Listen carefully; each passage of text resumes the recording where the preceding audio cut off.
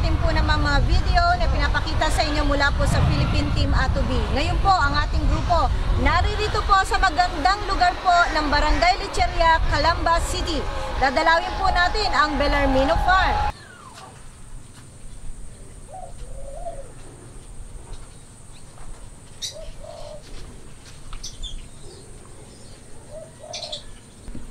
Magkakaroon po tayo ng panayam ngayon dito kay Mr. Randy Bellarmino and of course sa kanyang pinsan si Mr. Melvin Morales and sa kanyang father mismo, yung talagang Bellarmino, sabi nga, Rodrigo Bellarmino.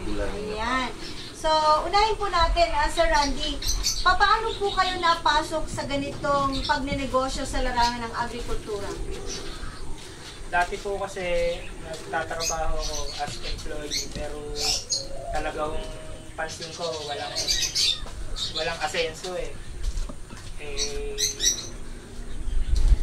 Nakita ko po sa tatay ko na siya po sa pamamagitan ng paghahanap buhay ng ganito napatapos po niya kaming tatlo na magkakapatid at puro private din naman po yung ginagawa namin.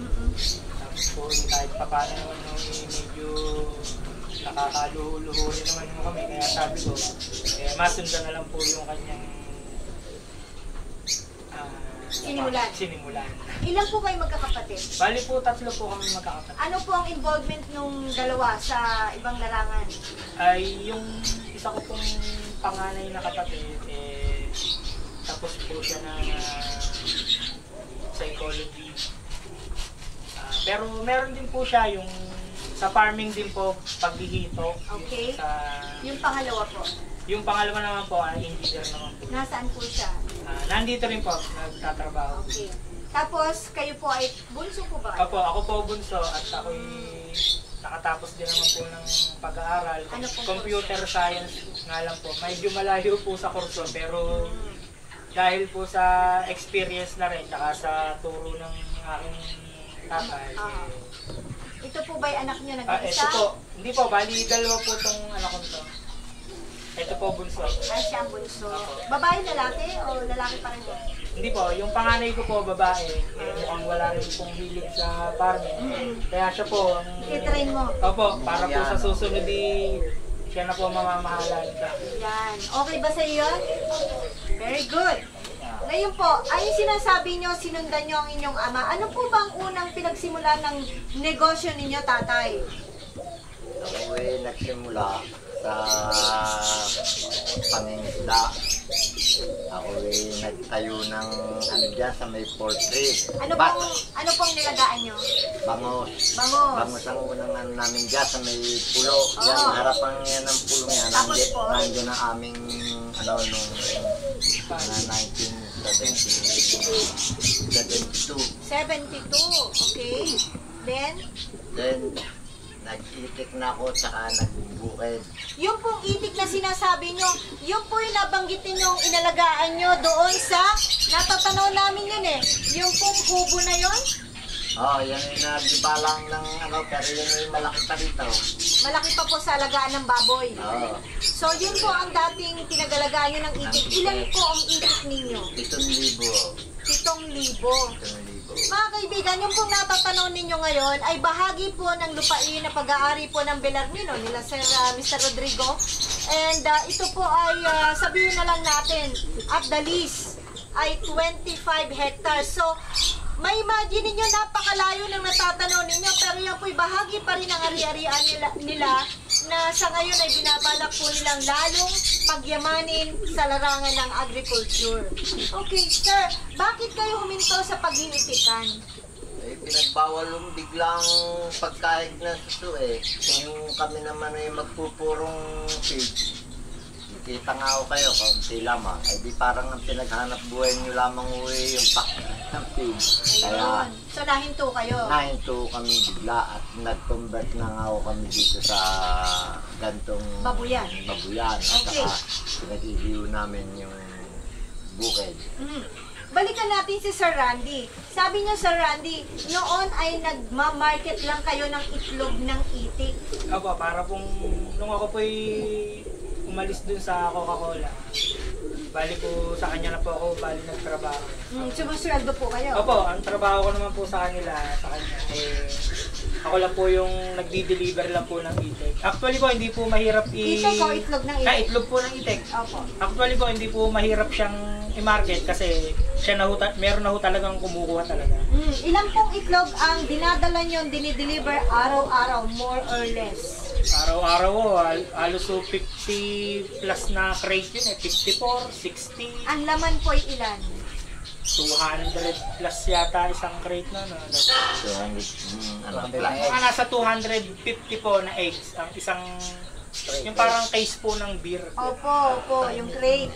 So ito pong crate na to, kung may 250 ang laman, ilan yung sinabi nyo, ilang crates? 10? Hindi po, 20? minsan po 54, 50. minsan po So 60. 250 eggs times 50 yeah.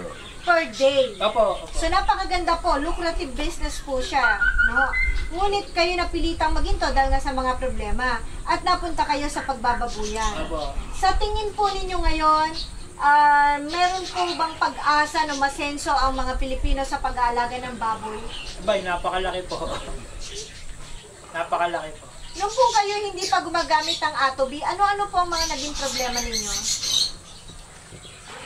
Unang-una po sa biek, yung pong pagtatae, scouring, tapos po, andyan po yung mahinang paglaki.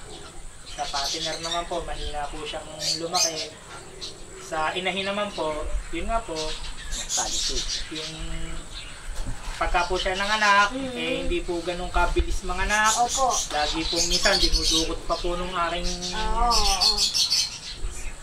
Tapos po, basta malimit po, hindi po ganun yung bilang na inaanak niya. Sa ngayon po, may Atobi. Nalutas na po, pati yung baho ng dumi, ano? Ayun, isa pa po yun. Yung pinaka number 1 na problema namin, yung baho. Mabuti na nga lang po, nakita niya naman po, wala pong masyadong kapitbahay, kaya wala pong nagre-reklamo. Pero ngayon, talagang totally ngayon po, kahit po, nakita niyo naman, talagang, kahit po kumain tayo, sa tabi ng baboyan, talagang wala ho tayo talagang makakamoy dyan. Yun. Ngayon, meron din po kayong mga alagang manok at saka pugo.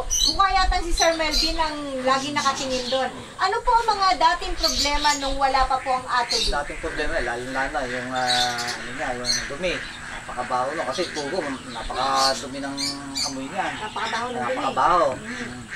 Tapos yung sa, gaya nga niya, yung pagka-experiment namin itong pugo, wala pa siyang kumbaga 30 days pa lang, nangitlog na siya. Opo. Kasi yung feeding niya, at saka yung sa tubig, talagang hinahaluan namin ng Atobi. So talagang effective yung yung pag-aalaga. Ayun. Saan niyo po nabalita ng Atobi, sir? Yung Atobi kasi, nabanggit sa akin ng pinsan ko yan nung araw pa 6 years ago. Tapos hindi niya parang binaliwala niya, gano'n. Tapos nagkita uli kami, sabi ko sa kanya, i-revive kaya natin Randy yung yung Atobi, subukan natin sa mga alaga natin. Pumayag naman siya.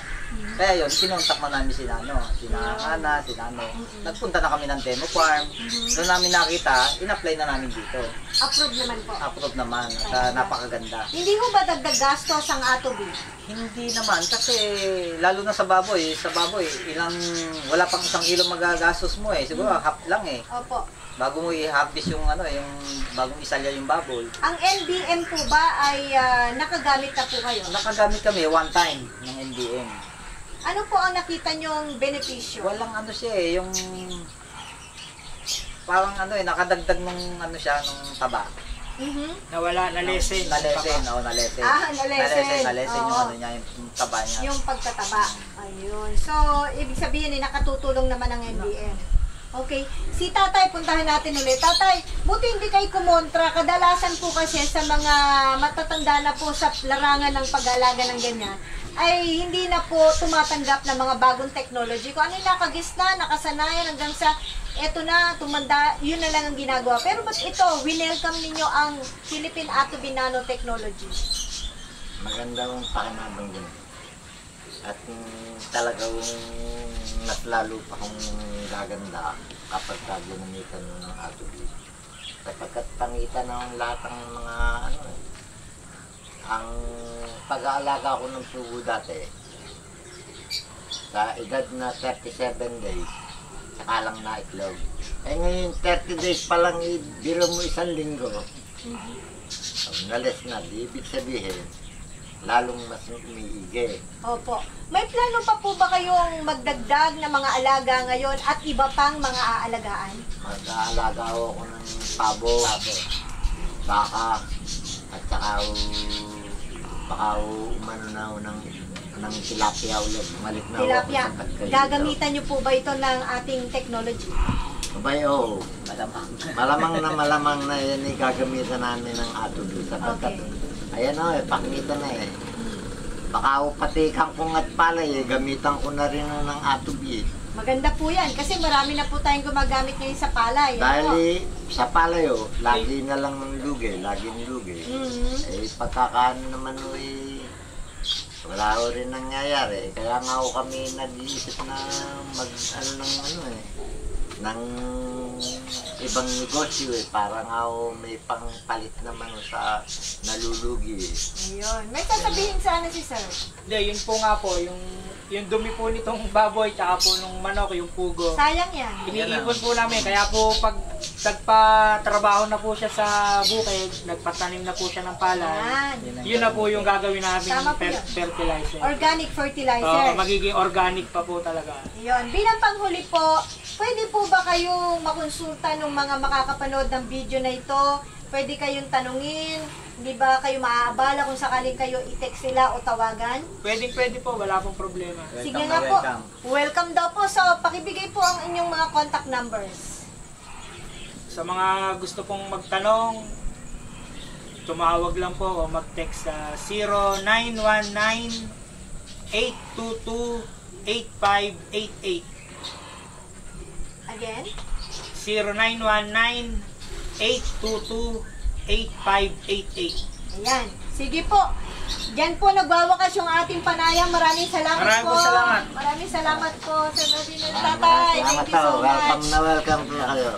Mga kaibigan, yan po ang isa na namang episode ng ating pagbisita sa mga farm na gumagamit po ng ating makabagong teknolohiya. Ito po ang Philippine Atubi Nanotechnology plus of course ang ating bagong introduce na Nano-Based Mix Technology. At para po sa mga nag-aalaga ng aso, nariyan din po ang Walters Dog Food. Sa ngalan po ng buong Philippine Team Atubi, sina Miss Grace, si Miss Ana at si Sir John sa ating cameraman. Ako po naman si Miss Ann Bernardino. Maraming salamat po. Hanggang sa muli.